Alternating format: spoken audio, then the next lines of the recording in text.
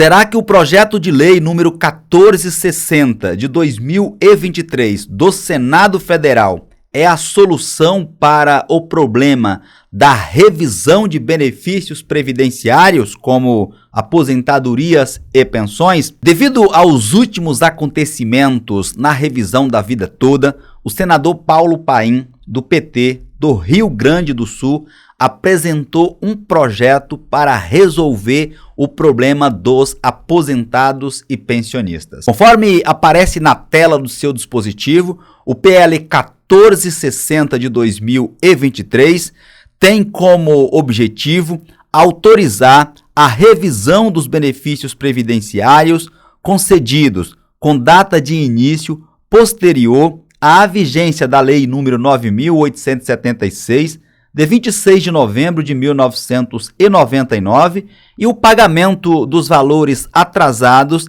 nas condições que especifica, ou seja, nas condições previstas aqui no projeto. Vamos ler o texto inicial, o que o senador Paulo Paim quer de fato com esse projeto e por que ele apresentou esse projeto de lei. Apenas para registro, o PL encontra-se em tramitação no Senado Federal. O último local, 23 de março de 2023, estava no plenário do Senado Federal, Secretaria Legislativa do Senado Federal, último estado na mesma data, aguardando um despacho registrado aqui na tela do seu dispositivo. Agora vamos aqui no texto inicial para saber o que diz o documento. Após o PL ser efetivamente transformado em uma lei, ficaria assim: artigo 1º, fica autorizada, nos termos desta lei, a revisão dos benefícios mantidos pelo Instituto Nacional do Seguro Social, INSS, concedidos com data de início posterior a 26 de novembro de 1999. É o seu caso? Já comenta aí abaixo do vídeo para eu entender se é a sua situação. Você recebe benefício com data posterior, depois de 26 de novembro de 99? Interaja conosco, a fim de que possamos compreender o que vocês estão entendendo sobre as nossas orientações. Benefício concedido posterior a 26 de novembro de 99 e cujos requisitos para a concessão de aposentadoria ou pensão tenham sido implementados, ou seja, você preencheu os requisitos até 13 de novembro de 2019. Por que essa data, Walter? Porque foi a data que passou a valer a reforma da Previdência, emenda constitucional número 103 de 2019, em cujo cálculo da renda mensal inicial tenha sido aplicado o disposto no artigo 3º da Lei 9.876. O que esse artigo diz? O fator previdenciário. Se você sofreu com o fator previdenciário, logo você seria beneficiado com a aprovação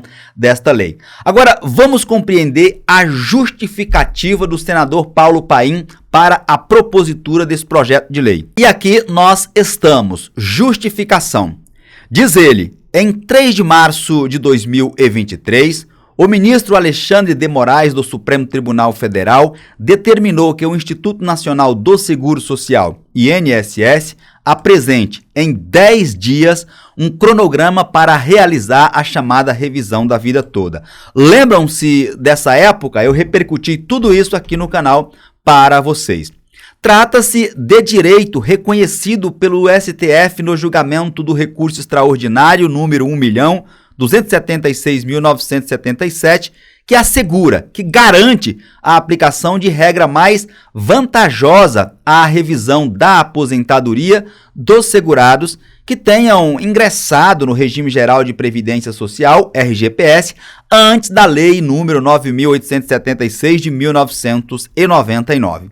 Essa lei, ao regulamentar a emenda constitucional número 20 de 98, criou o fator previdenciário e definiu que o período básico de cálculo dos benefícios deveria considerar 80% do tempo total de contribuição, correspondente às maiores contribuições. Mas, Como a regra de transição determinou que aos que já se achavam filiados ao regime geral de previdência social seria consideradas apenas as contribuições recolhidas após julho de 1994. Ao apreciar a questão, o STF, em julgamento concluído em dezembro de 2022, conforme exaustivamente repercutido aqui em nosso canal, em recurso extraordinário com repercussão geral, tema 1102, ou seja, repercussão geral, o que ficar decidido no Supremo Tribunal Federal vale para todas as demais instâncias da justiça brasileira. Então, nesse julgamento, o STF determinou que fosse assegurada, garantida ao aposentado ou pensionista a regra mais benéfica, mas nós já sabemos do desfecho. Apesar de ter um julgamento do Supremo Tribunal Federal, o mesmo STF julgou duas ADI que pode anular esse mesmo julgamento. Entre as duas possibilidades previstas na Lei 9876, quais sejam, pessoal? Lembram-se? A regra de transição e a regra definitiva, lá do artigo 29 da Lei 8.213 de 1991. É a isso que ele está se referindo. A tese firmada lá no julgamento do Supremo Tribunal Federal, qual foi? Quem se lembra aí? Abro aspas, o segurado que implementou, ou seja, preencheu os requisitos para a concessão do benefício previdenciário após a Lei 9876, data, qual é essa data? Após quando? Após 26 de novembro de 99 e antes da reforma da Previdência de 2019, tem o direito de escolha, tem o direito de optar pela regra definitiva, caso esta regra lhe seja mais favorável. Essa foi a decisão do julgamento do mérito, diz o senador Paulo Paim. Por ter repercussão geral, a decisão é aplicável de pronto a todos os processos em tramitação sobre o tema. Isso no Brasil inteiro, qualquer lugar do Brasil. Contudo, o INSS requereu a suspensão de todos os processos, e venceu, sobre o tema no país até que haja o trânsito em julgado, alegando que a revisão envolve 51 milhões de benefícios ativos e inativos e que não teria condições de proceder à revisão. O INSS é muito malandro, viu? A decisão adotada pelo ministro Alexandre de Moraes não acolheu o pedido, mas reconheceu as dificuldades operacionais do INSS, determinando que a autarquia, o INSS, apresente um plano informando. Nós já sabemos que o INSS não apresentou isso aqui. Então, vamos direto para a parte que nos interessa. O ministro Alexandre de Moraes suspendeu a tramitação de todos os processos. A questão em tela, diz ele, comporta diversas vertentes, diz o senador Paulo Paim. Uma delas é a de que há, de fato, milhões de benefícios concedidos entre 99 e 2019, cujos titulares foram prejudicados por entendimento administrativo do INSS, que, fundado em leitura estrita da regra do artigo 3º da Lei 9876, a regra de transição, calculou seus benefícios apenas com base nos salários de contribuição recolhidos, pagos a partir de julho de 1994. Tudo aquilo que você pagou antes, você perdeu. A esses segurados que foram prejudicados, foi aplicado o fator previdenciário, resultando, em muitos casos, em dupla perda, posto que ignorava salários de contribuição mais elevados, pagos antes de julho de 1994, e aplicava ainda fator de redução do valor do benefício com base na expectativa de sobrevida. Estou traduzindo para vocês.